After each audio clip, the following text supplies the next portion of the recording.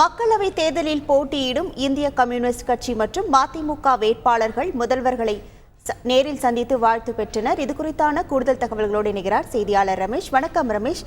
முதல்வரை யாரெல்லாம் நேரில் சந்தித்து வாழ்த்து பெற்றனர், விவரங்கள் என்ன? வணக்கம். திமுக கூட்டணி கட்சி வேட்பாளர்கள் முதல்வரை நேரில் சந்தித்து வாழ்த்து பெற்று வருகிறார்கள். அந்த வகையில் திமுக கூட்டணியில் இந்திய கம்யூனிஸ்ட் கட்சிக்கு திருப்பூர் மற்றும் நாகை தொகுதி ஒதுக்கீடு செய்யப்பட்டிருந்தது.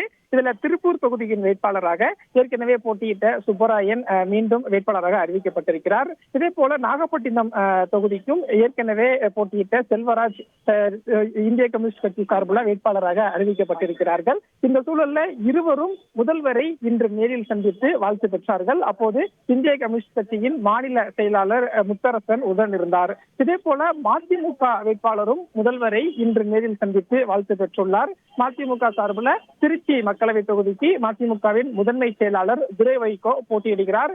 அவரும் இன்று முதல்வரை நேரில் சந்தித்து வாழ்த்து பெற்றார். அப்போது மதிமுகவின் பொதுச் செயலாளர் வைகோ உடன் இருந்தார். இப்படியாக திமுக கூட்டணி கட்சி வேட்பாளர்கள் இன்று முதல் முதல்வரை சந்தித்து வாழ்த்து பெறுகிறார்கள். அடுத்தடுத்து கூட்டணி கட்சி விசிக, காங்கிரஸ் உள்ளிட்ட வேட்பாளர்களும் அறிவிக்கப்பட்டதற்கு பிறகு அவர்களும் நேரில் சந்தித்து வாழ்த்து பெறுவார்கள் என்று தெரிவிக்கப்பட்டிருக்கிறது.